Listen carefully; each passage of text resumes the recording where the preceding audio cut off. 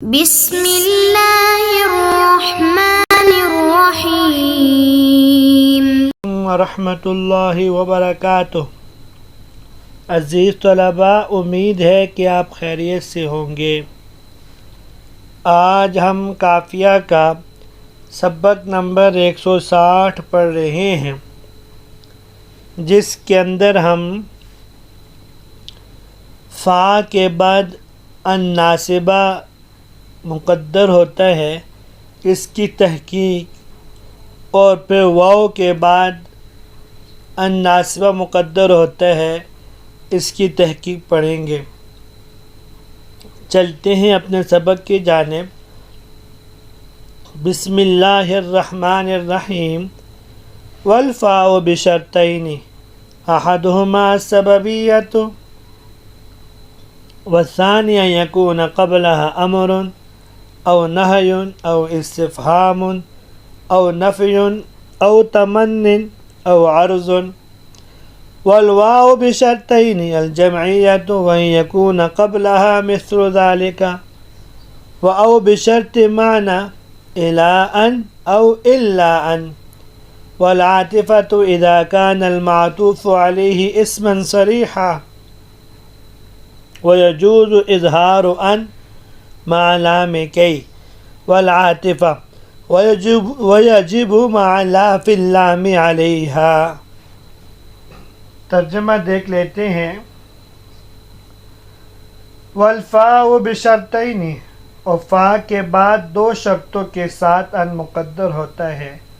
احدہما السببیۃ، ان میں سے ایک یہ ہے کہ سببیت ہے۔ والثانی ان یکون قبلها امر او نہی او استفہام او نفی او تمن او عرض، اور دوسری شرط یہ ہے کہ اس سے پہلے امر، نہی، استفہام، نفی، تمنی یا عرض ہو۔ والواو بشرطین الجمعیۃ وان یکون قبلها مثل ذلك، اور واو کے بعد دو شرطوں کے ساتھ، ایک جمعیت اور دوسری اس سے پہلے اسی طرح کی چیزیں ہوں۔ او بشرط معنی الی ان او الا ان، اور او کے بعد بھی جبکہ او الی ان یا الا ان کے معنی میں ہو۔ والعاطفۃ اذا كان المعطوف علیہ اسما صریحا، اور حروف عاطفہ کے بعد جبکہ معطوف علیہ اسم صریح ہو۔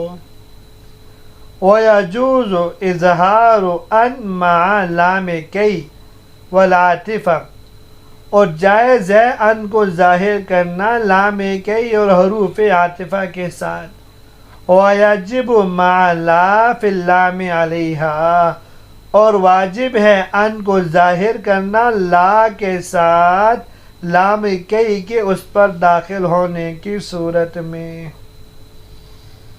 آج کے درس کے اندر فا، واو اور او کے بعد ان ناصبہ مقدر ہوتا ہے، اس حوالے سے ہم پڑھیں گے۔ چلتے ہیں پہلی بات کی طرف۔ والفاء بشرطین، صاحب قافیہ رحمہ اللہ فرماتے ہیں فا کے بعد بھی ان ناصبہ مقدر ہوتا ہے، لیکن ہر فا کے بعد نہیں، بلکہ وہ فا جس کے اندر دو شرطیں پائی جائیں۔ پہلی شرط یہ السببیہ، فا کا ما قبل اس کے ما بعد کے لیے سبب ہو۔ والثانی، اور دوسری شرط یہ ان یکون قبلها امر او نہی او استفہام او نفی او تمن او عرض، کہ اس سے پہلے 6 چیزیں امر، نہی، استفہام، نفی، تمنی اور عرض میں سے کوئی ایک ہو، اور فا اس کے جواب میں واقع ہو۔ اس کی مثالیں پہلے بھی گزری ہیں، دوبارہ دیکھ لیں۔ امر کی مثال جیسے اسلم فتسلم، اسلام لے آؤ تو سلامت رہو گے، یا اسلم امر ہے، اس کے بعد فا فتسلم، تو تسلم یہ مضارع ہے اور اس سے پہلے ان مقدرہ ہے، عبارت یوں ہے اسلم فان تسلم. نہیں کی مثال جیسے لا تعص فتعذب، نافرمانی نہ کرو ورنہ تمہیں عذاب دیا جائے گا. تو فتعذب فان تعذب ہے. استفہام کی مثال جیسے حل تعلم فتنجو، کیا تم علم حاصل کرو گے کہ نجات پا جاؤ؟ تو فتنجو فان تنجو. نفی کی مثال جیسے ما تاتینا فتحدثنا، تم ہمارے پاس نہیں آتے کہ ہم اس سے بات کرتے. تمنی کی مثال جیسے لیت لی مالا فانفقہ. عرض کی مثال جیسے الا تنزل بنا فتصیب خیرا. ان تمام مثالوں میں فا کا ما قبل ما بعد کے لیے سبب بھی ہے، اور فا سے پہلے مذکورہ 6 چیزوں میں سے بے ترتیب امر نہیں استفہام تمنی و عرض واقع ہے، اس لیے یہاں فا کے بعد الناصبہ مقدر ہے، اور تخصیص اور ترجی کے بعد بھی الناصبہ مقدر ہوتا ہے. والواو بشرطین. اور دوسری بات شروع کر رہی ہے کہ جس طرح فا کے بعد ان مقدرہ ہوتا ہے، اسی طرح واو کے بعد بھی ان ناصبہ مقدر ہوتا ہے، لیکن جبکہ 2 شرطیں پائی جائیں. پہلی شرط ہے جمعیت، یعنی واو کا ما قبل اور ما بعد دونوں ایک ہی زمانے میں پائے جائیں، دونوں کا زمانہ ایک ہی ہو، یا یعنی وہ واو اپنے ما قبل اور ما بعد کو ایک زمانے میں جمع کرنے کے لیے ہو، جیسے لا تاکل السمک وتشرب اللبن، ای وان تشرب اللبن. اور دوسری شرط یہ ہے اس سے پہلے مذکورہ 6 چیزیں یعنی امر نہیں استفہام تمنی اور عرض وغیرہ میں سے کوئی ایک ہو جس کے جواب میں وہ واو واقع ہو. امر کی مثال جیسے زرنی و اکرمک، نہیں کی مثال ابھی گزر گئی. استفہام کی مثال جیسے حل تزورنی و تعطینی. نفی کی مثال جیسے ما تزورنا و تحدثنا. تمنی کی مثال جیسے لیتک عندنا و تکرمنا. عرض کی مثال جیسے الا تزورنا و تکرمنا.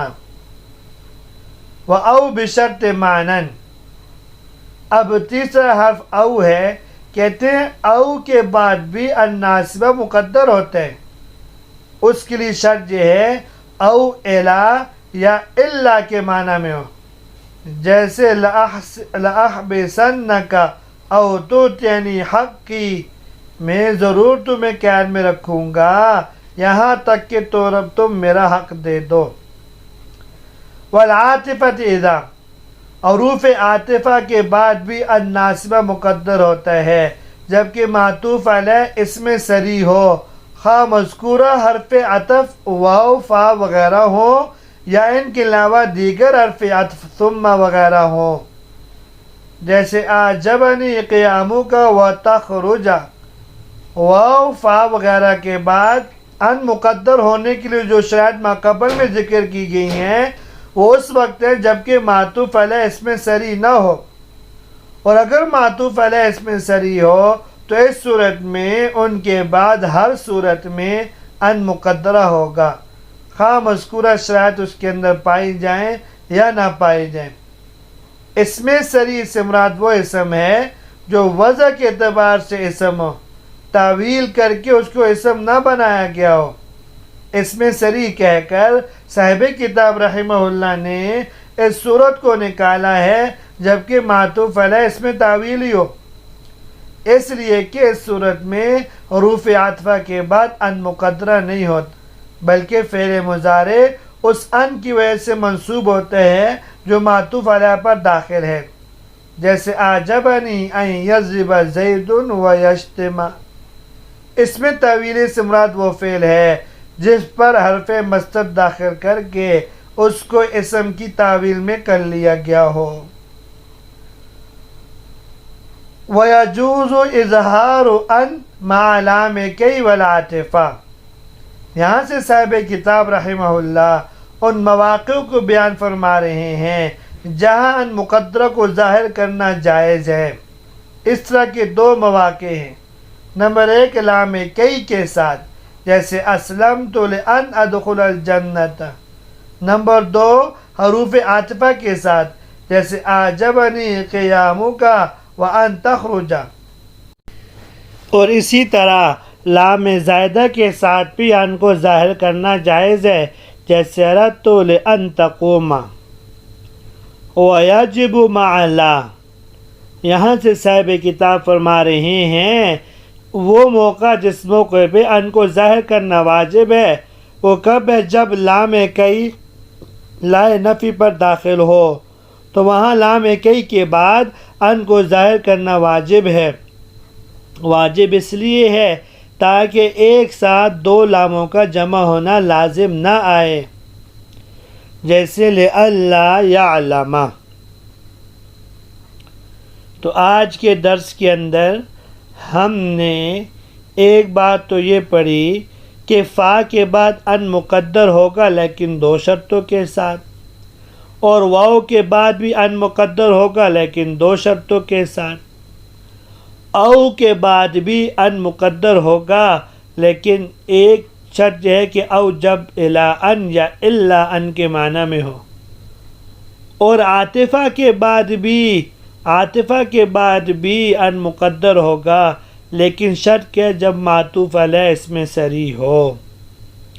اور 2 مقام، ایک مقام جہاں ان کو ظاہر کرنا لازم ہے، اس کی 2 مقام، ایک لام کئی اور ایک عاطفہ۔ یہاں لام کئی اور عاطفہ کے بعد ان کو ظاہر کرنا بھی جائز ہے، لیکن ایک جگہ پہ ان کو ذکر کرنا واجب ہے، وہ کب ہے؟ جب لام کئی پر لائے نفی یا لام کئی لائے نفی پہ داخل ہو جائے۔